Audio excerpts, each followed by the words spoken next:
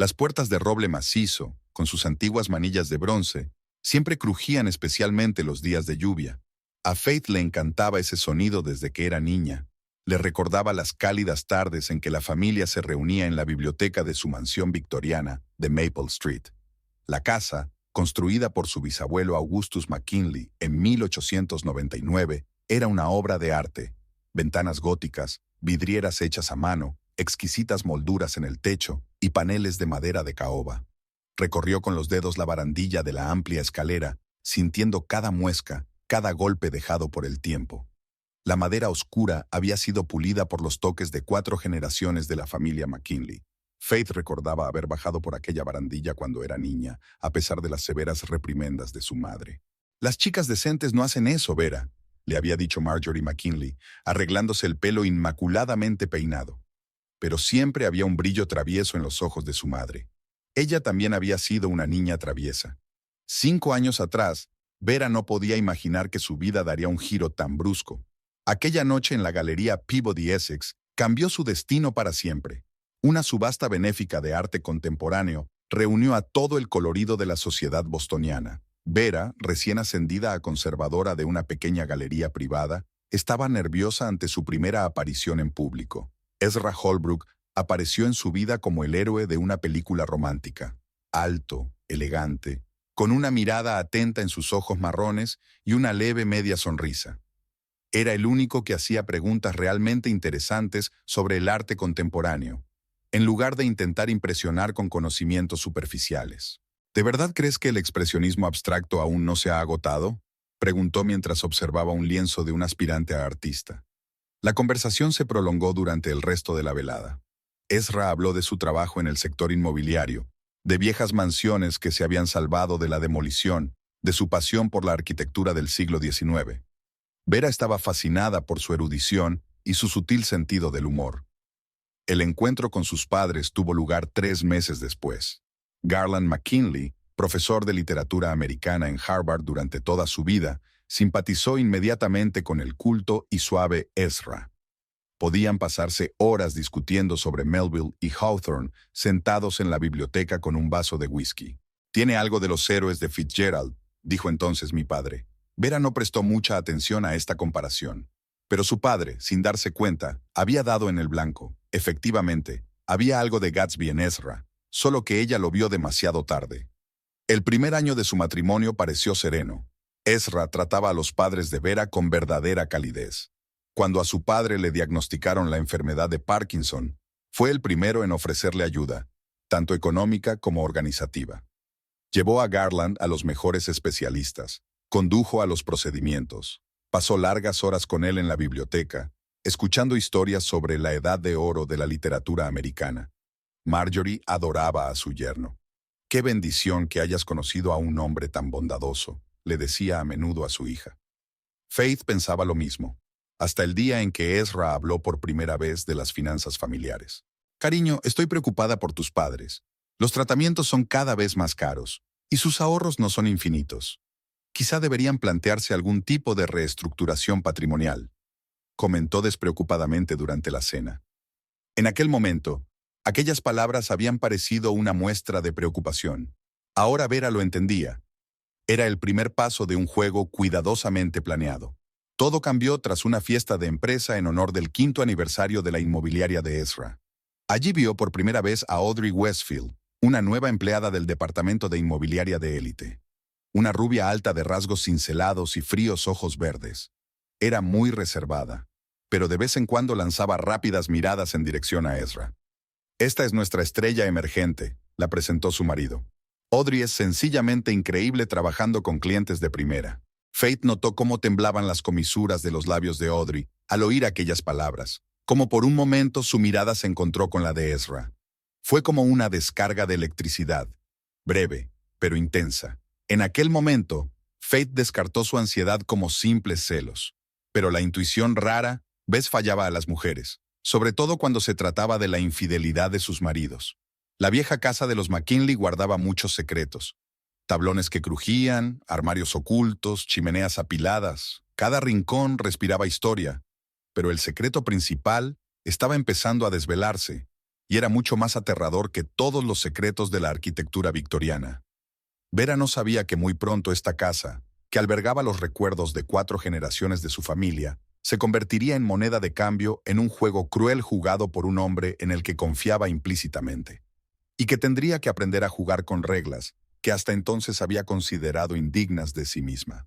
Por el momento se limitaba a permanecer junto a la ventana del segundo piso, observando cómo los últimos rayos del sol poniente teñían las vidrieras de un tono púrpura, y escuchaba a su padre en la biblioteca leyendo en voz alta Moby Dick, su ritual favorito desde que su enfermedad le había privado de la capacidad de pasar páginas por sí mismo. Ezra se presentó en casa de los McKinley el sábado por la mañana temprano, cuando la primera escarcha apenas había cubierto el césped. Llevaba en la mano un pastel recién salido de la panadería francesa y un nuevo número del Wall Street Journal. Marjorie se afanaba en la cocina como de costumbre, preparando avena de arándanos para su marido, la única comida que Garland aún podía tomar sin mucho esfuerzo. «He estado repasando los últimos informes financieros», empezó Ezra despreocupadamente, sirviendo café en tazas de porcelana con bordes dorados, regalo de bodas de los padres de Marjorie. «La situación del mercado parece alarmante. Todos los indicios apuntan a una crisis inminente». Hablaba con seguridad, manejando términos y cifras que al matrimonio McKinley les sonaban a presagios ominosos. Garland, que había dedicado su vida a la literatura, entendía poco de finanzas, y ahora, a medida que la enfermedad empezaba a nublar su otrora aguda mente, confiaba cada vez más en el criterio de su yerno. «Verás, la clave está en ser proactivo», puso Ezra su mano sobre los temblorosos dedos de su suegro. «Las facturas médicas aumentan, y el valor de las propiedades puede desplomarse en cualquier momento. He visto a gente perder todos sus ahorros por no tomar medidas a tiempo». Sus visitas se hicieron más frecuentes. Cada fin de semana venía con nuevos gráficos, artículos, previsiones de analistas. Marjorie empezó a notar que su marido se despertaba más a menudo en mitad de la noche, preocupado por el futuro. En aquel momento, Vera estaba completamente absorta en la preparación de una nueva exposición en la galería. Una joven artista de Seattle que trabajaba en la intersección del arte digital y la pintura tradicional. Pasó largas horas en la galería, coordinando el colgado, la iluminación, los textos para el catálogo. «Has descuidado completamente a tus padres», la reprendió Ezra con suavidad. «Es bueno que pueda dedicarles tiempo. Tu padre necesita mucho apoyo». Había preocupación en su voz, pero sus ojos permanecían fríos. Sin embargo, Faith no lo notó, inmersa en el ajetreo previo al espectáculo. Al mismo tiempo, en un pequeño café a las afueras de la ciudad, Audrey Westfield se reunía con un amigo de la infancia, la única persona en la que aún confiaba. «Sabes, Jake, yo realmente quería ser actriz, ¿verdad?», hacía girar nerviosamente su taza de café frío entre las manos. 3 años de escuela de teatro, actuar en películas independientes, hacer audiciones hasta marearte. Y entonces te das cuenta de que una cosa es el talento y otra los contactos. Recuerda su última audición. El director ni siquiera levantó la vista del teléfono. «Siguiente», le espetó cuando ella no había terminado su monólogo. El negocio inmobiliario parecía una tabla de salvación. Ropa bonita, casas caras, comisiones sólidas. Excepto que vender los sueños de otras personas resultó no ser más fácil que interpretar los papeles de otras personas. Ezra llegó a su vida como una tentación. Él no solo le ofreció un trabajo, le ofreció un papel. Un papel en una obra bien elaborada donde las apuestas eran más altas que en cualquier producción teatral. «Eres actriz, Audrey», le había dicho durante su primer encuentro secreto en el bar del hotel Four Seasons. «Usa tu talento. Te dará más aquí que todas las audiciones juntas». El plan era audaz y sencillo a la vez. Una casa vieja, unos propietarios ancianos, una enfermedad que requería un tratamiento caro, y una hija demasiado ocupada con su carrera como para darse cuenta de que algo iba mal. «No estoy segura», recordó Audrey su vacilación. «Quiero decir, es injusto». Ezra se rió entonces. Su risa era como el tintineo de cristales rotos. La sinceridad es un lujo que no nos podemos permitir, especialmente en nuestro negocio. Y ahora estaba sentada en un café, contándole a una vieja amiga medias verdades sobre su nuevo trabajo, sobre las perspectivas, sobre lo afortunada que era por tener un jefe. y se odió por la facilidad con que se le escapaban las mentiras. Por fin le estaba resultando útil actuar. Mientras tanto, en casa de los McKinley, Ezra presentaba nuevos documentos ante Garland y Marjorie. Su voz sonaba suave y persuasiva, como la de un hipnotizador experimentado. Son meras precauciones, decía. Una mera formalidad para proteger sus bienes. Vera agradecerá nuestra previsión. No mencionó la reunión con Audrey del día anterior, donde habían discutido cada paso del plan en detalle. No habló de la cuenta secreta en las Islas Caimán. No compartió lo fácil que es manipular a la gente cuando conoce sus debilidades y sus miedos. Era una fría tarde de noviembre. Ezra aparcó su Lexus frente a la casa de McKinley y sacó un pesado expediente del maletero. Esta vez no estaba solo. Le acompañaba Robert Pierce, un notario de reputación intachable y 30 años de experiencia. Al menos así se presentó a Garland y Marjorie. La situación es más complicada de lo que pensábamos, empezó Ezra, colocando los papeles sobre el escritorio de caoba. He estado haciendo averiguaciones. Resulta que la casa tiene algunos gravámenes graves, algunas deudas antiguas de las que quizá no tuvieras ni idea. Garland frunció el ceño, intentando concentrarse. Le temblaban las manos. Hoy no era un buen día. ¿Deudas? Pero eso es imposible. Nosotros siempre... Se le quebró la voz cuando Ezra le puso delante un documento con una cantidad impresionante de deudas. Esto se ha acumulado a lo largo de los años. Intereses, multas, sanciones. Ya sabes cómo funciona el sistema fiscal. No perdonan a nadie, habló Ezra en voz baja pero convincente. Pero tengo una solución. Marjorie contempló las cifras en silencio. La suma superaba todos sus ahorros. Ni siquiera la venta de los muebles antiguos y la colección de libros raros de Garland cubrirían la mitad. Si me traspasamos la casa, puedo negociar con el banco. Tengo contactos, una reputación en los círculos financieros. Es la única manera de mantener la casa en la familia. Ezra puso una mano en el hombro de su suegro. De lo contrario, tendremos que venderla por casi nada para cubrir las deudas. El Subae notario asintió, confirmando cada palabra. En realidad era un actor del teatro local que Audrey conocía de sus audiciones anteriores. ¿Y Vera?, preguntó Marjorie en voz baja. Vera lo entenderá. Lo principal ahora es actuar con rapidez. Mañana me reúno con los funcionarios del banco. Si conseguimos hacer el papeleo a tiempo hoy, podré empezar a negociar. Garland intentó leer el contrato, pero las letras saltaban ante sus ojos. Sus dedos sosteniendo la pluma estilográfica, regalo de Vera por sus 70 cumpleaños, temblaban cada vez más. Aquí, aquí y aquí, señaló el notario, pasando las páginas. Marjorie lloraba en silencio mientras observaba cómo su marido estampaba su firma. Sentía que algo iba mal, pero el miedo a perder la casa en la que habían pasado toda su vida era más fuerte. Al mismo tiempo, en la casa de campo junto al lago, Audrey revisaba las copias de las escrituras reales de la casa. «Está todo claro», le dijo a Ezra. «No hay deudas ni gravámenes. Son dueños absolutos de la casa». «Ya no», sonrió él, sirviendo vino en su copa. «Ahora es mía». ¿Y si Vera sospecha algo? Está demasiado ocupada con su galería. Además, llevo meses preparando el terreno, hablándole de los problemas económicos de mis padres, de mi preocupación por su futuro. Se cree todo. Su teléfono vibró. Un mensaje de Vera. «¿Dónde estás? Quedamos en cenar juntos». «Reunión urgente con un cliente», respondió rápidamente. «Lo siento, cariño. Intentaré no llegar tarde». Este tipo de excusas eran cada vez más frecuentes. Reuniones de negocios, viajes repentinos, clientes importantes. Vera aún no hacía preguntas. Estaba acostumbrada a confiar en su marido. En casa de McKinley, Ezra estaba reuniendo documentos firmados. El notario puso el sello final. «No te preocupes», se despidió Ezra. «Tu casa está ahora en buenas manos». Marjorie le acompañó hasta la puerta.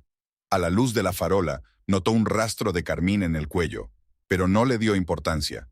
Después de todo, tenían problemas mayores de los que ocuparse. Garland estaba sentado en la biblioteca, pasando mecánicamente las páginas de su Moby Dick favorito. Por primera vez en su vida, las palabras no formaban frases. Los últimos leños ardían en la chimenea y las sombras bailaban en las paredes como burlándose de su ingenuidad. Ezra regresaba al lago, donde le esperaban Audrey y una botella de vino caro. La primera parte del plan se había ejecutado a la perfección. Ahora solo quedaba esperar el momento adecuado para el siguiente paso. El restaurante italiano Bellinis estaba considerado uno de los mejores del distrito financiero de Boston. Vera se había dejado caer por allí para tomar un bocado rápido entre reunión y reunión con los vendedores. La semana siguiente se inauguraba una nueva feria comercial y las cosas se estaban poniendo muy movidas. ¿Vera? ¿Vera Holbrook? No reconoció inmediatamente a Christopher Donovan, el director financiero de la empresa de su marido. Solo se habían visto un par de veces en eventos corporativos. Siéntese, le acercó una silla. Hacía tiempo que quería hablar contigo. Pude leer la preocupación en sus ojos. Se arrugó durante un largo momento antes de empezar a hablar, mirando a su alrededor de vez en cuando. Mira, sé que no es asunto mío, pero ¿eres consciente de lo que está pasando con la casa de tus padres? Faith sintió que se le enfriaba la espalda. ¿Qué quieres decir? El papeleo pasó por mi departamento la semana pasada. Ezra se escrituró la casa a sí mismo. Hay un extraño plan de endeudamiento en marcha, pero... Dejó de hablar cuando vio su cara. No lo sabías. Vera volvió a casa antes de lo habitual. Le temblaban las manos al encender el portátil de su marido. Ezra nunca cambiaba las contraseñas. ¿Por qué iba a hacerlo si su mujer confiaba plenamente en él? El buzón no se abrió enseguida. Cartas de los últimos 6 meses, correspondencia comercial, facturas, correos. Y entonces vio esto. Esperándote hoy. Echo de menos tus manos. Oh. No puedo dejar de pensar en anoche. Me estás volviendo loca. Oh. Compré esa lencería que te gustó. Ven a ver. Oh.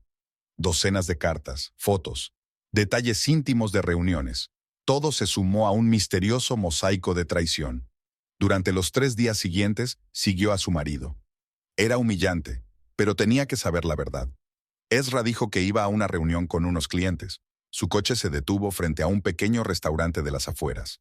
Faith aparcó enfrente. Audrey apareció 10 minutos más tarde.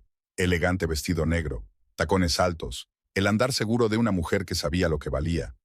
Ezra la recibió en la entrada. Su beso no dejó lugar a dudas sobre la naturaleza de la relación. Las náuseas le llegaron a la garganta. Faith se sentó en el coche, incapaz de moverse, mirando por la ventanilla cómo su marido acariciaba la rodilla de su amante, cómo se reían de algo, apoyándose el uno en el otro. En casa, lo primero que hizo fue apresurarse a comprobar su identificación. En el despacho de Ezra, en el último cajón de su escritorio, encontró una carpeta con la escritura de donación, las firmas de los padres, el sello del notario. Todo legal. Se quedó atónita. 5 años de matrimonio, 5 años en los que ella creyó cada palabra que él dijo. Y él no solo la había engañado a sus padres para quitarles la casa. El espejo reflejaba a una mujer pálida con ojos descoloridos. No se reconocía. ¿A dónde se había ido la galerista segura de sí misma, la que podía hablar de arte durante horas? El teléfono vibró. Un mensaje de Ezra. Llego tarde al trabajo. No me esperes despierta para cenar. Casi se echó a reír. Incluso ahora seguía mintiendo, habitualmente, sin pensar, como si fuera tan natural como respirar. Había fotos de su boda sobre la mesa. Caras felices, vestidos blancos, anillos, símbolo de amor eterno y fidelidad. ¡Qué ingenua había sido! Vera sacó un vaso y una botella de vino. Necesitaba pensar, con calma, sin histeria, para evaluar la situación. Algo le decía que lo que había aprendido era solo la punta del iceberg. Y si quería salvar la casa de sus padres, tendría que andarse con cuidado. Ezra volvió a medianoche. Olía a perfume caro, no a su perfume. Le besó la mejilla y murmuró algo sobre un trato complicado. ¿Qué tal el día?, le preguntó. Bien, respondió ella mirándole a los ojos. Muy bien. Ella sonrió, y por dentro todo se volvió hielo. El tiempo de las lágrimas había pasado. Era hora de actuar. La clave del segundo correo electrónico de Ezra resultó ser ridículamente simple: la fecha de su boda. ¡Qué ironía!, pensó Faith al mirar la bandeja de entrada que se abrió. Las cartas de Audrey Westfield estaban clasificadas en una carpeta aparte. Su marido ni siquiera se había molestado en esconderlas. Al parecer, estaba tan seguro de su impunidad. Audrey Westfield. Ahora la amante tenía un nombre. Bastaba con teclearlo en un buscador para encontrar un perfil en el sitio web de la empresa de Ezra, especialista líder en propiedades de lujo. Una foto de una rubia sonriente de ojos verdes. una lista de negocios impresionantes, una breve biografía. Lo primero que hizo Vera fue abrir un nuevo buzón de correo desde una cuenta anónima. Luego, creó una hoja de cálculo en un almacenamiento seguro en la nube, donde empezó a registrar cada detalle, cada pista. La galería de arte le había enseñado a ser pedante con la documentación. La base de datos inmobiliaria revelaba todas las transacciones realizadas a través de la empresa de su marido en los últimos 3 años. Anotó nombres, direcciones, cantidades. Había algo en las cifras que resultaba alarmante. Con demasiada frecuencia había compras por debajo del precio y ventas posteriores por encima. Me llamo Helen Bright. Se presentó por teléfono al primer cliente de la lista. Hago estudios del mercado inmobiliario para un fondo de inversión. ¿Podría compartir su experiencia de trabajo con la empresa del señor Holbrook? James Wilson, antiguo propietario de una mansión histórica en Back Bay, guardó silencio durante largo rato. Venga, dijo finalmente. Este tipo de conversaciones es mejor tenerlas en persona. La casa de Wilson resultó ser un modesto piso a las afueras de la ciudad. Un hombre canoso de unos 60 años la recibió en el umbral. «Sabe, pasé 20 años restaurando esa casa», empezó, sirviendo té en sencillas tazas de cerámica. La arquitectura victoriana era mi pasión, y entonces apareció el señor Holbrook. La historia resultó dolorosamente familiar. Hablar de una crisis inminente, documentos de deuda falsificados, una venta apresurada al único comprador fiable. Un mes después la casa se vendió por el triple de precio, rió Wilson con amargura. Y yo me quedé con las migajas de su valor real. Durante los 15 días siguientes, Faith se reunió con 6 antiguos clientes de Ezra. Cada historia añadía un nuevo fragmento al panorama general del fraude. En la escuela de teatro donde había estudiado Audrey, Vera se presentó como periodista que escribía un artículo sobre antiguos alumnos. Una anciana profesora de interpretación compartió de buen grado sus recuerdos. Una chica con talento, suspiró, pero demasiado ambiciosa. Estaba dispuesta a todo para triunfar. La recuerdo llorando cuando no fue a la audición en Nueva York. Y luego, de repente, fue como si desapareciera. ¿Y ahora se dedica a los bienes raíces? Vera recopiló metódicamente todos los detalles. Anotó nombres, fechas, cantidades. Fotografió los documentos en un teléfono que había comprado específicamente para este propósito. Mirando a través de los registros financieros de la empresa, disponibles a través de la base de datos del IRS, se dio cuenta de un patrón. Cada transacción importante realizada por Ezra iba precedida de una transferencia de dinero a una cuenta de un pequeño banco regional. La cuenta pertenecía a una empresa con un nombre difícil de pronunciar, registrada en las Islas Caimán. «Ya está», susurró Faith, mirando la pantalla del portátil. El patrón empezaba a aclararse. Había encontrado fotos antiguas de Audrey en las redes sociales, producciones teatrales, clases de interpretación, intentando abrirse camino en Hollywood.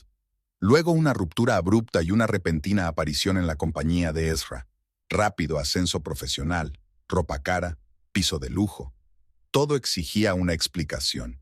Cada noche que Ezra se quedaba hasta tarde, ella añadía nuevos detalles a su investigación, comprobando hechos, haciendo conexiones, analizando información. «Últimamente estás un poco dispersa», comentó su marido durante la cena. «Mucho trabajo en la galería», sonrió ella. «Ya sabes cómo es». Él asintió, sin darse cuenta de que cada palabra, cada gesto suyo, estaba siendo grabado y analizado. El plan empezó a tomar forma poco a poco. Primero una vaga idea, luego una clara secuencia de acciones. Vera lo comprendió. Para ganar en este juego hay que ir un paso por delante. En su cuaderno creó una carpeta llamada Proyecto H, de la palabra Némesis. Allí guardó todas las pruebas que había reunido. Extractos de cuentas, documentos de transacciones, testimonios de clientes defraudados. Poco a poco, el panorama se fue aclarando. Ahora Vera lo sabía. Tenía que haber una pista en alguna parte, algo que la ayudara no solo a recuperar la casa de sus padres, sino también a hacer que Ezra pagara por todo. Solo quedaba encontrar el momento oportuno y dar el golpe. Mientras tanto, seguía desempeñando el papel de esposa cariñosa, sonriendo en los actos sociales y fingiendo que nada había cambiado. Al fin y al cabo, el propio Ezra le había enseñado lo principal. A veces la mejor máscara es la que todo el mundo está acostumbrado a ver. El viejo bar de Patrick's olía a whisky añejo y a puros caros. Jasper Kingsley, Estaba sentado en el rincón más alejado, frotando su servilleta con dedos nerviosos. Antaño había sido uno de los promotores inmobiliarios de más éxito de Boston. Ahora era una mera sombra de lo que había sido. Llevo mucho tiempo preguntándome si debería conocerte, dijo, mirando a Vera con atención. La mujer de Ezra Holbrook. ¡Qué ironía! La expareja de mi marido. Vera tomó un sorbo de vino. Cuéntame cómo ocurrió todo. Jasper sonrió sin disimulo. Estábamos construyendo un complejo de apartamentos en Cambridge, 30 millones de inversión, todos los permisos en regla, las obras muy avanzadas, y entonces se quedó en silencio, inmerso en sus recuerdos. La historia era terrible en su sencillez. Documentos falsos, deudas ficticias, dinero que desaparecía de las cuentas. Cuando Jasper se dio cuenta de lo que ocurría, ya era demasiado tarde. ¿Sabes qué es lo peor? Que confié en él. Empezamos juntos compartiendo el último sándwich en la cafetería frente a la obra, y él me tiró como si fuera un billete usado. Faith sacó una carpeta de su bolso. Estos son los archivos de transacciones de Ezra de los últimos 3 años. He notado un patrón. Antes de cada transacción importante, el dinero pasa por una empresa en el extranjero. Jasper pasó los ojos por encima de los papeles. Sus manos temblaron ligeramente.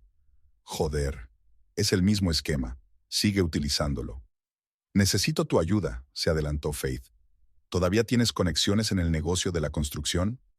Todavía las tengo. No tantas como antes, pero... De repente se enderezó, como encogiéndose de hombros por el peso de los años pasados. ¿Sabes qué? A la mierda la precaución. Te ayudaré. La siguiente reunión tuvo lugar en el despacho privado del restaurante Sea Breeze. 5 personas estaban reunidas alrededor de la mesa. Personas cuyas vidas habían sido arruinadas por las maquinaciones de Ezra. Elizabeth Reynolds, que había perdido la posada familiar. Thomas Sheffield, que había invertido los ahorros de su vida en un proyecto que no existía. Michael Donovan, cuya empresa constructora quebró tras asociarse con Ezra. Cada uno de nosotros tiene una pieza del rompecabezas, dijo Vera mientras desplegaba los documentos. Individualmente, son solo malos negocios. Juntos, un esquema de fraude. ¿Pero cómo lo probamos?, preguntó Elizabeth. Tienen los mejores abogados de la ciudad. Tengo una idea, sonrió Faith. ¿Qué sabes del mercado del arte? Jasper enarcó las cejas, sorprendido. ¿Qué tiene que ver el arte? Ezra siempre ha querido entrar en la alta sociedad. El coleccionismo es su punto débil. Está dispuesto a pagar enormes sumas de dinero por el estatus que proporcionan los cuadros raros. ¿Y qué estás ofreciendo? Tengo contactos en el mundo del arte. Podemos organizar una subasta privada. Ofrécele algo especial, algo a lo que no pueda resistirse. El plan comenzó a tomar forma. Todos los presentes podían contribuir. Jasper conocía el funcionamiento interno de la empresa. Elizabeth, una ex empleada bancaria, entendía el flujo de dinero. Thomas tenía contactos en Hacienda. Pero lo más importante, recalcó Vera, es que nadie puede enterarse de nuestras reuniones. Ezra no debe sospechar nada. Trabajaron por las tardes, reuniéndose en distintos lugares, evitando la correspondencia por correo electrónico. Jasper restableció viejos contactos, recabando información a través de antiguos colegas. Elizabeth analizaba los flujos financieros. Una noche, cuando todo el mundo ya estaba terminando, Jasper detuvo a Vera. «Estuve en tu boda, ¿verdad?», le dijo en voz baja. «Recuerdo cómo te miraba Ezra. Incluso entonces, ¿era un juego?». Faith sintió que un nudo le subía a la garganta. «No lo sé. A veces pienso que toda mi vida con él ha sido un juego. Te ayudaremos». Jasper le apretó la mano. «No solo para recuperar la casa de tus padres, sino para que se haga justicia». Al salir del restaurante, Faith se sintió extrañamente tranquila. Por primera vez en mucho tiempo, no estaba sola en su lucha. Tenía aliados, gente en la que podía confiar. Y esperándola en casa estaba Ezra, inconsciente de que su mundo cuidadosamente construido estaba a punto de empezar a desmoronarse, como un castillo de naipes que él mismo había construido. Ezra está obsesionado con los impresionistas. Faith dispuso los cuadros de su estudio sobre la mesa, especialmente las obras de los artistas americanos de principios del siglo XX. Lleva años soñando con entrar en el círculo de los coleccionistas serios. Se reunieron en el estudio del artista Alex Morris, un viejo amigo de Vera de sus tiempos universitarios. Su talento para copiar cuadros era conocido en círculos cerrados. Entonces, creando un señuelo, Jasper miró los bocetos de una pintura desconocida de Chil de Gassam, supuestamente descubierta hace poco en el desván de una vieja casa de New Hampshire. Exacto, asintió Vera. Pero no solo queremos el cuadro, necesitamos una historia. El plan era simple en su esencia. Montar una pequeña galería en las afueras, supuestamente especializada en arte americano de principios de siglo. Correr la voz sobre el hallazgo único. Llevar a Ezra a la idea de una inversión lucrativa. Aquí están los documentos de arrendamiento para el espacio. Elizabeth mostró la carpeta. Está registrado a una empresa fantasma, sin conexión con nosotros. Thomas, un ex financiero, elaboró el flujo de dinero. A Ezra le gusta utilizar paraísos fiscales. Crearemos las condiciones perfectas para él. La posibilidad de encaminar parte del pago a través de las Islas Caimán no podrá resistirse. Alex trabajó en el cuadro durante 15 días. Gassam pintaba Nueva York de una manera particular, explicó mientras mezclaba los colores. Una mañana brumosa, los primeros rayos del sol sobre los rascacielos. Es el periodo entre 1912 y 1915. Michael Donovan, que conoció a Ezra durante más tiempo, ha elaborado un perfil psicológico de él. Siempre quiso formar parte de la élite, obsesionado con el estatus, las trampas del éxito. Dispuesto a pagar cualquier dinero por la oportunidad de entrar en un círculo cerrado de coleccionistas. Además, nunca pierde la oportunidad de hacer dinero. Jasper trajo el papeleo de las transacciones anteriores. El esquema de Ezra parecía ser estándar. Encontrar un propietario vulnerable, crear problemas artificiales, ofrecer un IFO, comprar a un precio infravalorado, revender para obtener un gran beneficio. Aquí está la casa Wilson. Vera desplegó los papeles. La compró por 2 millones, la vendió por 6. Mansión Reynolds, infravalorada en la tasación, deudas ficticias. La historia se repite una y otra vez. Y ahora va a repetirse con nosotros, sonrió Elizabeth. Solo que esta vez estaremos preparados. Montar la galería falsa llevó un mes. Una habitación alquilada en una vieja mansión, un mínimo de mobiliario, unos cuantos cuadros auténticos de artistas oscuros como fondo. La exposición principal iba a ser la obra Gassam, supuestamente recién descubierta y aún no inscrita en los catálogos. Galería de provincias, propietario inexperto, hallazgo único, enumera Vera.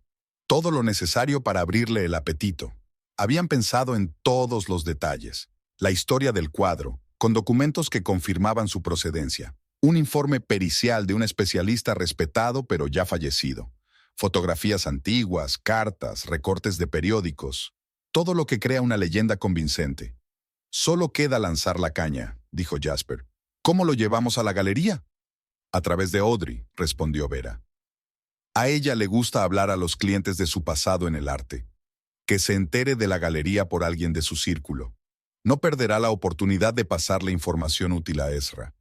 El toque final fue instalar cámaras ocultas en la galería y preparar el papeleo para el trato, con discretos pero importantes escollos legales. Intentará engañarnos, advirtió Elizabeth. Es su naturaleza, pero es precisamente entonces cuando le atraparemos. Faith miró los documentos, fotografías y gráficos extendidos sobre la mesa. Todo estaba listo. Solo quedaba esperar a que el pez mordiera el anzuelo. ¿Sabes?, dijo Alex de repente, alejándose del caballete. Hay algo poético en utilizar el arte como cebo. Después de todo, el arte siempre ha sido un espejo de la naturaleza humana. Faith permaneció en silencio. Pensó en la casa de sus padres, en las manos temblorosas de su padre firmando los papeles, en las lágrimas de su madre. La venganza era un plato que se servía frío, y ella iba a servirlo con una delicadeza especial. Descubierta en New Hampshire una colección desconocida de pinturas americanas, rezaba una pequeña reseña en la sección de cultura del periódico local. El artículo estaba escrito por una antigua compañera de clase de Vera, que ahora trabajaba como crítica de arte. La noticia empezó a difundirse en círculos reducidos. Menciones en blogs especializados, susurros en exposiciones, conversaciones en galerías. La historia parecía creíble en su carácter incompleto. La herencia de un viejo coleccionista, un modo de vida retraído, un descubrimiento repentino en el desván. Audrey fue la primera en reaccionar. Faith lo sabía porque la había visto personalmente guardar la historia en su teléfono durante la recaudación de fondos. Ezra estaba cerca, Y Audrey, como sin querer, le mostró la nota. ¿Te imaginas el potencial?, le dijo a Vera. Galería de provincias, herederos inexpertos. Vera se mantuvo a propósito en las sombras, dando la imagen de una mujer sumida en sus propios pensamientos. Había adelgazado en las últimas semanas, lo que le daba un aspecto de ligera vulnerabilidad. Varias veces se encontró Edita, en lugares donde la gente que conocía podría verla, en un café, sola, con un vaso de vino y una expresión triste en el rostro. Ezra casi nunca está en casa, le dijo a un conocido común, sabiendo que éste le transmitiría la conversación. Está muy ocupado con el trabajo. Me siento tan sola. Los rumores se extendieron rápidamente.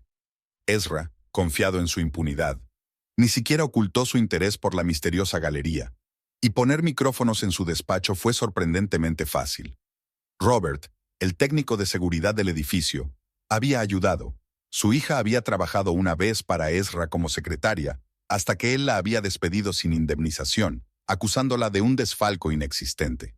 Comprobación programada del sistema, dijo Robert, entrando en el despacho con una maleta de herramientas. Tenemos que comprobar todos los enchufes y las comunicaciones. 2 horas de trabajo y unos diminutos micrófonos estaban instalados en el conducto de ventilación, bajo el escritorio y detrás de un cuadro en la pared. El equipo alemán de calidad proporcionado por Jasper transmitía el sonido con claridad cristalina. He mirado los documentos de la galería. La voz de Ezra, grabada al día siguiente, sonaba interesada. Allí hay un completo lío de papeles. Podrían pillarles fácilmente en la línea legal. ¿Son auténticos los cuadros? Le tocó el turno a Audrey. Aparentemente lo son. Hay un informe pericial. El viejo Rosenthal murió el año pasado. Era un experto en los impresionistas americanos. ¿Y cuánto quieren? 4 millones por toda la colección.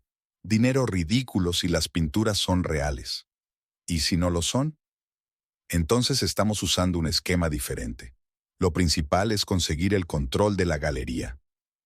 Faith escuchaba las cintas con Jasper en su nuevo despacho, una pequeña habitación encima de una librería de segunda mano.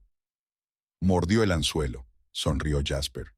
Ahora tenemos que preparar el papeleo para el trato. Elizabeth ya estaba trabajando en el papeleo, con discretos pero importantes escollos legales.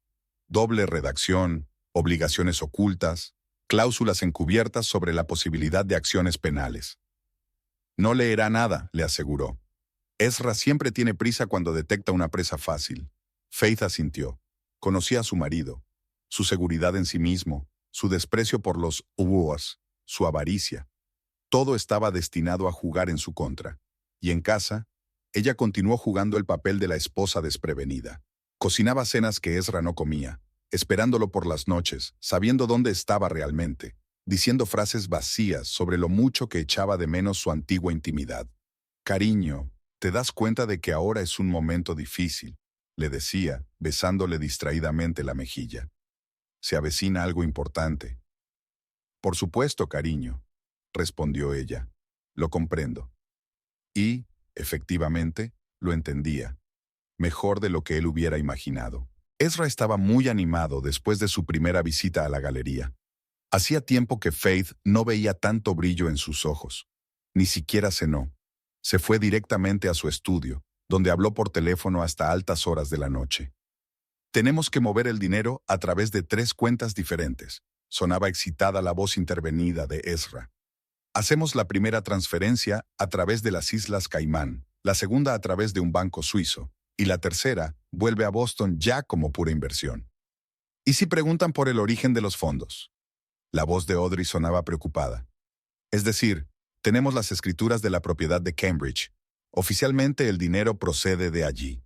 «Ezra, no me gusta esto. Las transacciones normales de propiedad son una cosa, pero el lavado de dinero... ¿Hay algo que no te gusta? ¿Quizás quieres volver a hacer audiciones para teatros de tercera?» Una pausa.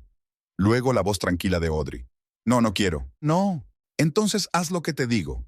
Además, ya estás demasiado metida en esto». Vera, escuchando la cinta, notó las nuevas notas en la voz de su marido. Dureza, casi crueldad. Era como si la máscara hubiera empezado a caer. En el despacho de Jasper se acumulaban las carpetas de pruebas, extractos bancarios, contratos, grabaciones de conversaciones. Elizabeth sacudió la cabeza mientras hojeaba los documentos. Ni siquiera intenta ocultar gran cosa, tan seguro de su impunidad. Una semana después, Faith oyó a Ezra y Audrey hablando en el coche. No se habían dado cuenta de que la grabadora de ella estaba en el asiento trasero, encendida para grabar. Prometiste que seríamos compañeros. La voz de Audrey sonaba dolida. Y resulta que solo soy un peón en tu juego. No seas dramática, te llevas tu parte. No se trata del dinero, me tratas como a una cosa, como a todo el mundo. Ezra se rió. ¿Qué esperabas? ¿Romance? ¿Un gran amor? Vamos, ambos sabemos que esto es un negocio. Tú me ayudas, yo te proporciono una vida agradable. ¿Cómo vire? Silencio. Luego la voz fría de Ezra. Deja a mi esposa fuera de esto. ¿Por qué? ¿Temes que se entere?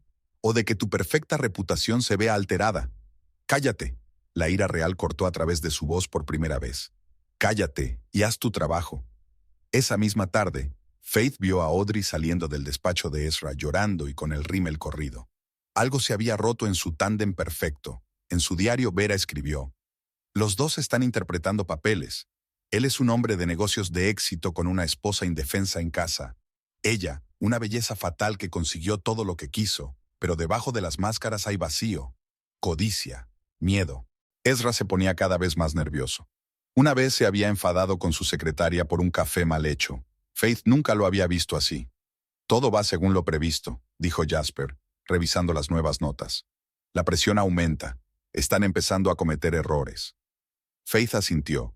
Se sentía extrañamente tranquila al ver cómo se desmoronaba el castillo de naipes construido a base de mentiras y manipulaciones.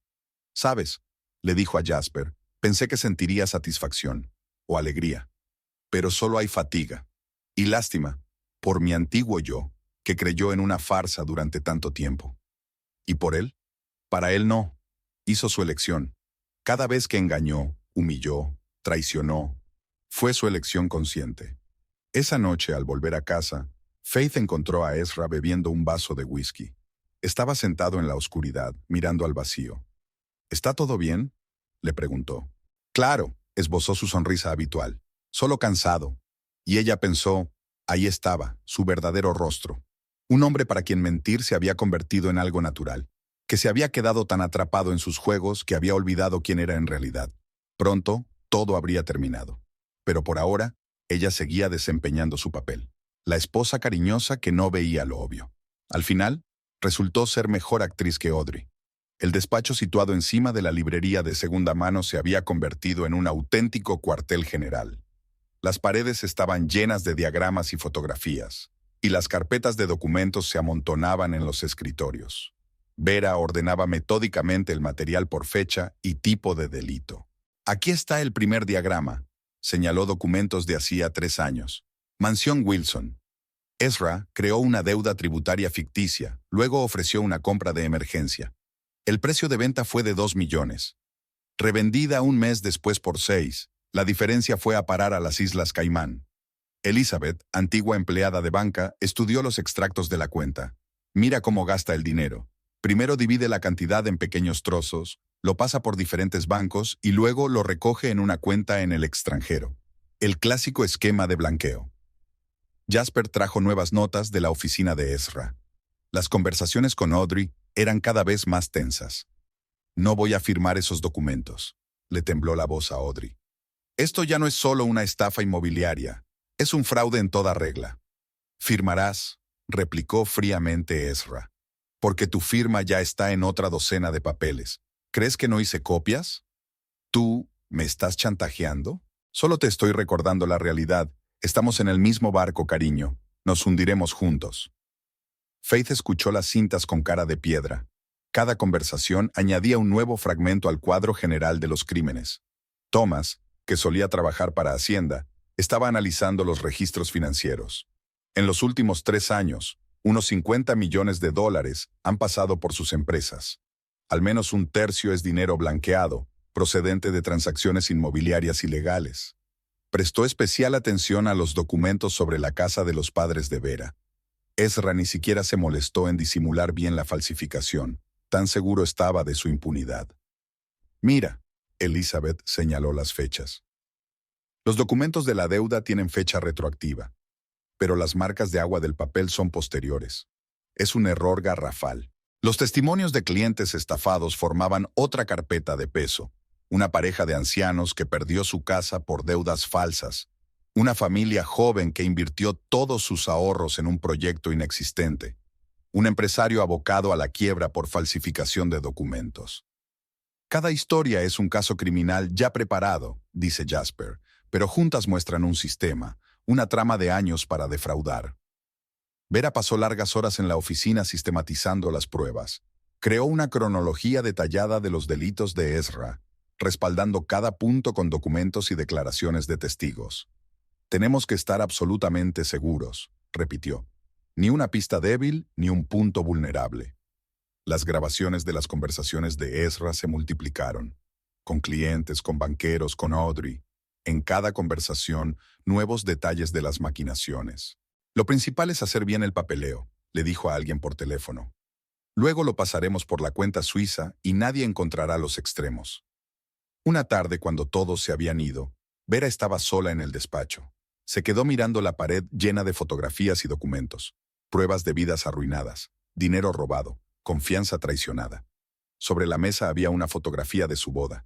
Caras felices, sonrisas genuinas. Recordó aquel día. La fe en el futuro, en el amor, en la honestidad. Todo había resultado ser una mentira. El toque final fue la preparación de un paquete de documentos para las autoridades. Cada acusación estaba respaldada por pruebas. Cada hecho comprobado y vuelto a comprobar. Ya está todo listo, dijo Vera mientras cerraba la última carpeta. Solo queda elegir el momento. Y ese momento iba a llegar pronto, muy pronto. Y esperándola en casa estaba Ezra, inconsciente de que cada palabra suya, cada movimiento suyo, estaba documentado, que su mundo perfectamente construido estaba a punto de desmoronarse. ¿Cómo estuvo tu día?, le preguntó durante la cena. Productivo, respondió ella sonriendo. Muy productivo. Y esa fue la primera verdad en su largo tiempo juntos. La mañana comenzó como de costumbre. Ezra se fue a la oficina sin desayunar. Faith lo acompañó hasta la puerta y lo besó en la mejilla, por última vez. Exactamente a las 9:30, los expedientes fueron entregados a la Fiscalía Federal y a Hacienda. Jasper llevó los documentos personalmente, haciendo varias copias de antemano. «Llámame cuando lo hayas entregado todo», dijo Vera. Estaba sentada en su galería, hojeando los catálogos de una próxima exposición, cuando sonó el teléfono. «Han aceptado la documentación». La voz de Jasper sonaba tensa. «Dicen que hay material suficiente para iniciar una investigación formal». A las 11, los primeros investigadores llegaron al despacho de Ezra. Faith se había enterado por Elizabeth, cuya amiga trabajaba en la oficina de al lado. «Hay todo un equipo allí. Están requisando ordenadores, documentos». Ezra se ha encerrado en su despacho. Al mediodía, empezaron los primeros interrogatorios. Los testigos, callados durante años por miedo, finalmente hablaron. Historia tras historia se sumaron a la imagen de un fraude masivo. Vera observaba con una extraña calma. Esperaba una llamada de su marido. Tenía que darse cuenta de dónde había venido el golpe. El teléfono sonó a las 2 de la tarde. «Eres tú», no una pregunta, una afirmación. La voz de Ezra sonaba apagada. «Sí», respondió con sencillez. «¿Por qué? ¿De verdad quieres saberlo? La casa de mis padres, toda esa gente a la que engañaste, tus mentiras. Elige la razón que quieras». «Puedo explicarlo todo. No te molestes. Todas las explicaciones ya están en los documentos». Los primeros informes aparecieron en las noticias. Gran fraude inmobiliario. Fraude millonario. Investigación de la estafa del siglo. A última hora de la tarde, las oficinas de la empresa estaban precintadas. Todas las cuentas fueron congeladas. Ezra intentó volar a México, pero fue detenido en el aeropuerto. Faith miraba las noticias en compañía de Jasper y los demás. «¿Estás bien?», preguntó. «Sabes, pensé que dolería más», negó con la cabeza. «Pero me siento aliviada». El teléfono no paraba de sonar con llamadas de periodistas. Ella no contestaba. Ya había hecho todas las declaraciones necesarias a través de los abogados. Ya entrada la noche, regresó a la casa que compartía con Ezra. Mañana empezaría a buscar un nuevo lugar para vivir. Mientras tanto, de momento, se sentó en un sillón, bebió un sorbo de vino y miró las fotos familiares de las paredes. La historia de su matrimonio plasmada en brillantes instantáneas. Un hermoso cuento de hadas que resultó ser mentira. El teléfono volvió a sonar. Esta vez era la madre de Ezra. ¿Cómo pudiste? La voz de su suegra temblaba de ira. «Es tu marido». «Lo era», respondió Faith con calma. «Ahora es un criminal que responderá de sus actos». Por la mañana, todos los periódicos estaban llenos de titulares sobre el hundimiento del imperio de Ezra Holbrook. Imágenes de su detención, comentarios de expertos, historias de clientes estafados. Y Vera caminaba calle abajo hacia su galería sintiendo cómo a cada paso le resultaba más fácil respirar. Había mucho trabajo por delante. La restauración de la justicia no había hecho más que empezar. El teléfono de su bolsillo vibró. Un mensaje de Jasper. «Pon las noticias. Han encontrado otra cuenta en el extranjero». Sonrió. El castillo de naipes seguía derrumbándose. Las imágenes de la detención de Ezra Holbrook se emitieron en todos los canales locales. Lo sacaban esposado del edificio del aeropuerto, despeinado y con la cara desencajada por la rabia. Su caro traje estaba arrugado, su corbata doblada hacia un lado. Los periodistas gritaban preguntas. Los flashes de las cámaras iluminaban los rasgos distorsionados del otrora exitoso hombre de negocios. «Señor Holbrook, comente las acusaciones de fraude». «¿Es cierto que su mujer aportó pruebas? ¿Qué les dirá a sus clientes?» Permaneció en silencio con la cabeza baja. Solo una vez, fuera del coche de policía, levantó los ojos y miró directamente a la cámara, como si supiera que Vera iba a ver las imágenes. Los interrogatorios comenzaron al día siguiente. Los investigadores trabajaron metódicamente, desentrañando la maraña del fraude. Cada día traía nuevas revelaciones. «Señor Holbrook, hábleme del trato de la casa Wilson». El investigador extendió los documentos sobre la mesa de la sala de interrogatorios. «No hablaré sin mi abogado». «Está en camino, pero permítame que le diga que su situación es muy grave. Fraude, blanqueo de dinero, falsificación de documentos». Ezra se quedó inmóvil, con la mirada fija en un punto. Tenía la cara demacrada y ojeras. Estaba claro que la primera noche en la celda había sido difícil. El enfrentamiento con Jasper Kingsley había sido un punto de inflexión. El ex socio lo contó todo. Las tramas de las empresas pantalla, los documentos falsos, la intimidación a los clientes. «¿Te das cuenta de que no te van a dejar salir, verdad?», preguntó Jasper al final. «Hay demasiadas pruebas». Ezra se sacudió como de un golpe. «Cállate, solo tienes envidia. Siempre he estado celoso». Lo sacaron de la habitación, gritando, perdiendo los estribos. Por fin se le había caído la máscara de hombre de negocios de éxito. Los socios se apresuraron a negar cualquier relación con Holbrook. Los teléfonos de la empresa se silenciaron. Nadie quería tratar con una empresa envuelta en un escándalo. «Siempre dudamos de la pureza de sus métodos», dijo el presidente de la Asociación de Agentes Inmobiliarios. Ahora está claro por qué sus negocios tenían tanto éxito. Audrey desapareció al día siguiente de la detención de Ezra. Simplemente no se presentó al interrogatorio. Su piso parecía vacío. Solo la ropa desparramada y una taza de café sin terminar hablaban de una huida precipitada. «Voló a Europa», informó Jasper. «Tomó un vuelo nocturno a París». Faith se limitó a negar con la cabeza. Típico de Audrey. Huir cuando las cosas se ponen difíciles. Como entonces, después de fracasar en el teatro. El escándalo público iba cobrando fuerza. Los periodistas desenterraban viejas historias, encontraban nuevas víctimas. Cada día traía nuevas revelaciones. «El imperio de Holbrook se construyó sobre mentiras», gritaban los titulares. «Cómo un respetable hombre de negocios resultó ser un fraude». Entrevistas con clientes defraudados, investigaciones sobre tramas financieras, análisis de documentos. La historia se convirtió en la sensación del año. La empresa se desmoronaba ante nuestros ojos. Los clientes cancelaban los contratos en masa, los socios retiraban las inversiones. Las acciones cayeron a mínimos históricos. La oficina de lujo del centro de negocios se vació. Los empleados abandonaban departamentos enteros, no queriendo verse implicados en el escándalo. Las secretarias guardaban sus pertenencias en cajas de cartón. Los guardias de seguridad se quitaban los uniformes con el logotipo de la empresa. Vera contemplaba el hundimiento del imperio de su marido con una extraña sensación de desolación. Era como si estuviera viendo el final de una novela policíaca resuelta hacía mucho tiempo. Los bancos fueron cerrando una a una las cuentas de la empresa. Activos congelados, operaciones canceladas. Lo que había costado años construir se desmoronaba en cuestión de días. ¿Sabes qué es lo más irónico?, le dijo a Jasper. Él siempre estaba orgulloso de su reputación. Decía que era su mayor activo, y ahora su nombre se ha convertido en sinónimo de fraude. Las fotos de su boda habían aparecido en los periódicos. La feliz pareja haciendo planes para el futuro. Ahora esas fotos se utilizaban como ilustraciones para artículos sobre el colapso. Los abogados trabajaban sin descanso para salvar algo de los activos de la empresa, pero cada día traía nuevos golpes, demandas de clientes, reclamaciones fiscales, demandas de acreedores. La mansión de los Holbrook fue embargada junto con el resto de la propiedad. Vera metió sus efectos personales en varias maletas y se mudó a un piso provisional. ¿Cómo estás?, preguntó su madre, que había venido a apoyar a su hija. Extraña, respondió Vera. Pensé que me dolería más, pero solo siento alivio.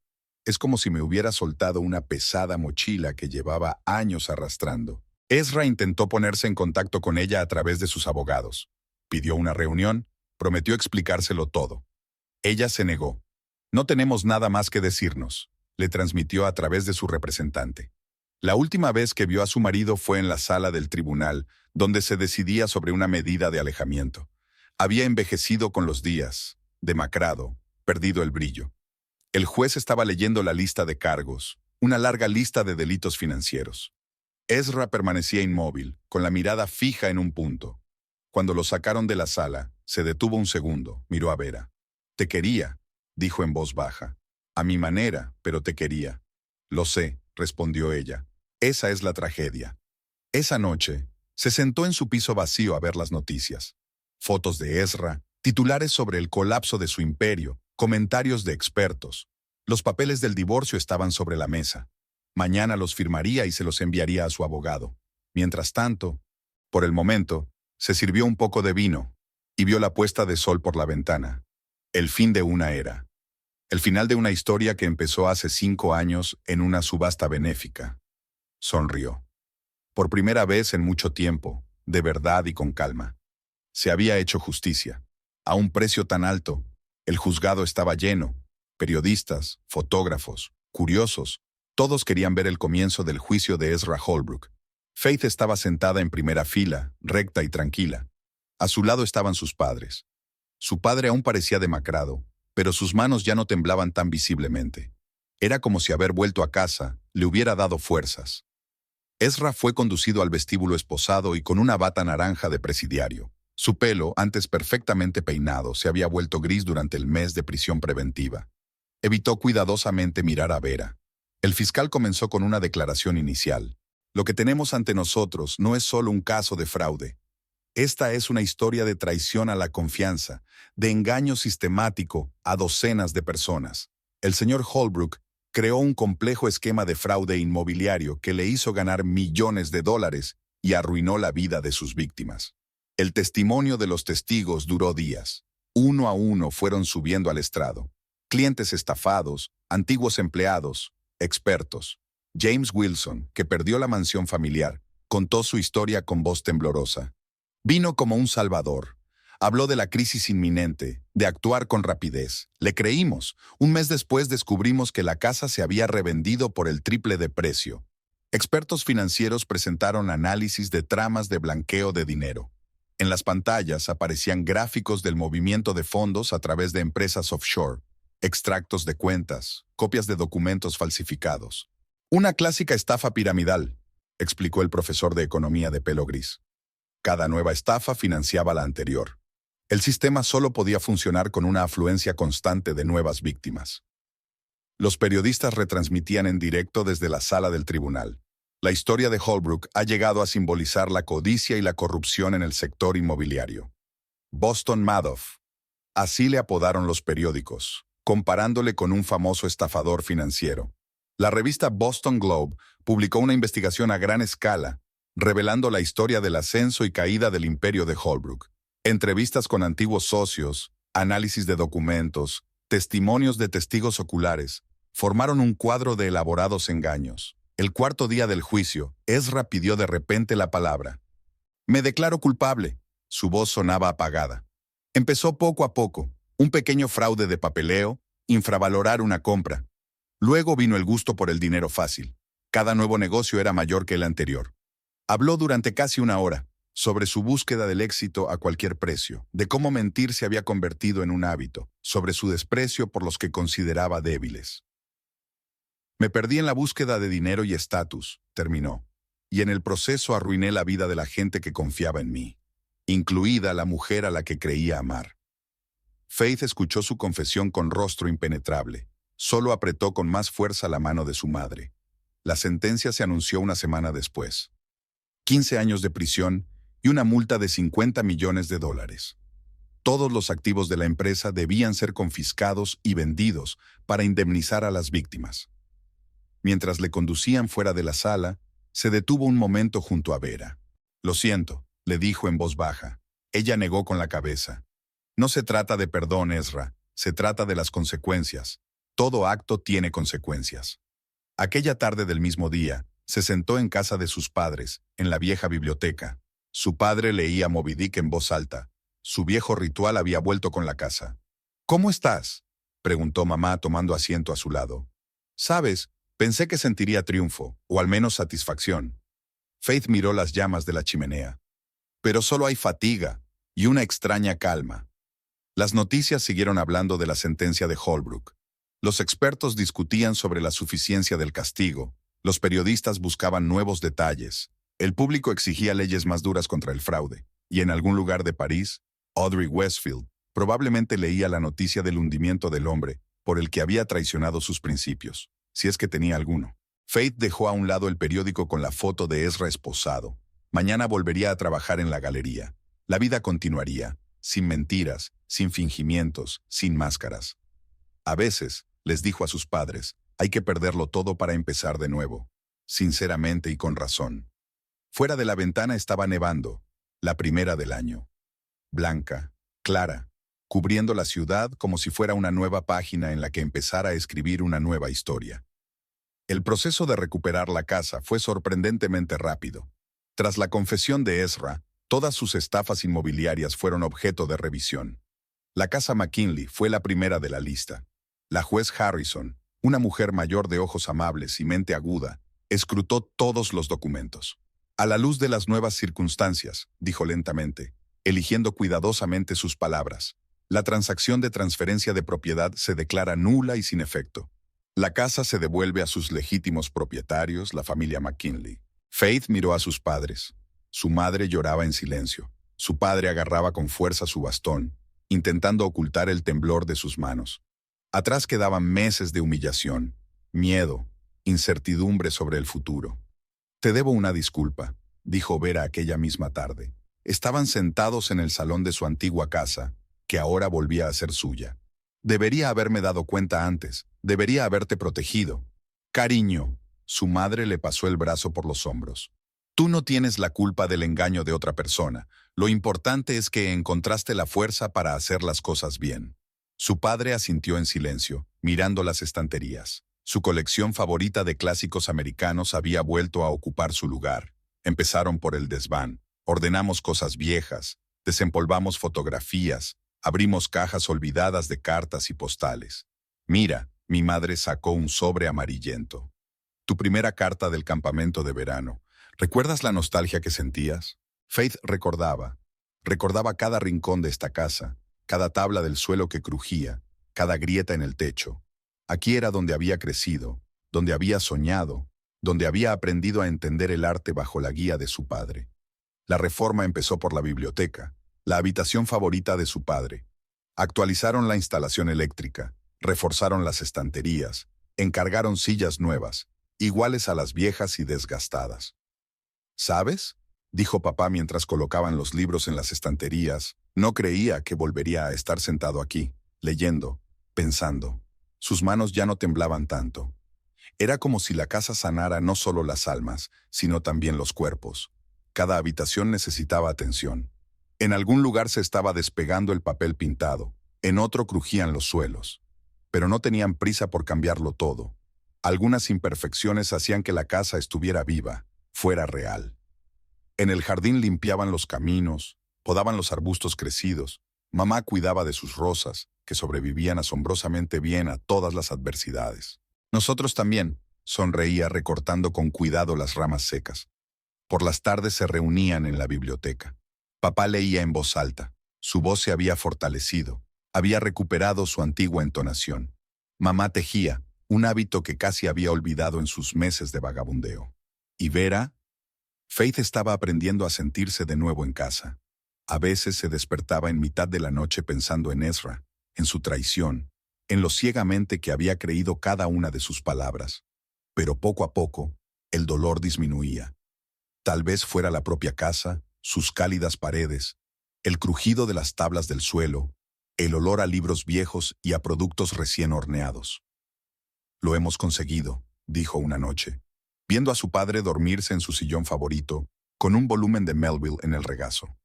«Claro que lo hemos conseguido», replicó su madre, tapándole con un plate. «Somos familia». Los troncos crepitaban en la chimenea. Fuera de la ventana, caía nieve, y dentro de la vieja casa de Maple Street volvía a reinar la paz. Esa paz especial que solo llega cuando te quieren y te acogen de verdad. Y Vera se dio cuenta de que a veces hay que pasar por la traición y el dolor para darse cuenta del verdadero valor del hogar. No como un edificio, sino como un lugar donde vive el amor.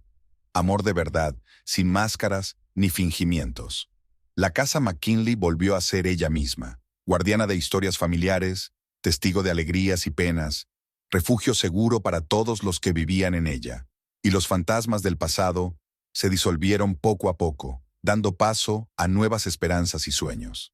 La primavera en Boston era inusualmente cálida. Vera estaba en la ventana de su galería, observando los preparativos para la inauguración de una nueva exposición. Muchas cosas habían cambiado en 2 años. La McKinley Art Gallery se había convertido en uno de los espacios artísticos más respetados de la ciudad. Vera había encontrado su nicho. Descubría artistas jóvenes cuya obra equilibraba lo clásico y lo contemporáneo. «Señorita McKinley», llegó la voz de una asistente. «Han llamado del Museo Gardner. Quieren hablar de un proyecto conjunto». Faith sonrió. Había soñado con una colaboración así. Ahora era una realidad. Por la tarde pasó por casa de sus padres, como de costumbre. Su padre la recibió en el jardín, podando rosales y con las manos casi inmóviles. El nuevo tratamiento experimental estaba haciendo maravillas. «¿Crees?», le preguntó, quitándose los guantes de jardinería, «que Melville aprobaría el arte moderno?» «Escribiría una novela entera sobre ello», rió Vera. Durante la cena, mamá habló de su club de lectura. Por fin había vuelto a su vida social habitual. La casa volvió a llenarse con las voces de los amigos, el sonido de la música, el aroma de la repostería recién hecha. «¿Ha llamado Michael?», preguntó su madre, como de pasada. Faith asintió. Michael Bryant había llegado a su vida hacía 6 meses, un historiador del arte de Chicago que había venido a dar una conferencia a Harvard.